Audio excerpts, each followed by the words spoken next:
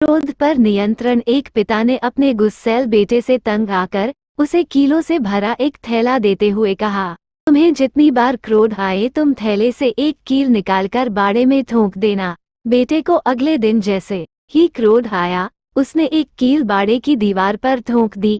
ये प्रक्रिया वो लगातार करता रहा। धीरे धीरे उसकी समझ में आने लगा कि कील ठोंकने की व्यर्थ मेहनत करने से अच्छा तो अपने क्रोध पर नियंत्रण करना है। और अगले दिन से कील ठोंकने की उसकी संख्या कम होती गई। एक दिन ऐसा भी आया कि बेटे ने दिन में एक भी कील नहीं ठोंकी। उसने खुशी खुशी यह बात अपने पिता को बताई। वे बहुत प्रसन्न हुए और कहा, जिस दिन तुम्हें लगे कि तुम एक बार भी क्रोधित नहीं हुए, ठोंकी हुई कीलों में से एक कील निकाल लेना। बेटा ऐसा ही करने लगा। एक दिन ऐसा भी आया कि बाड़े में एक भी कील नहीं बची। उसने खुशी खुशी यह बात अपने पिता को बताई। पिता अपने बेटे को बाड़े में लेकर गए और कीलों के छेद दिखाते हुए पूछा, क्या तुम ये छेद भर सकते हो? बेटे ने कहा, नहीं पिताजी।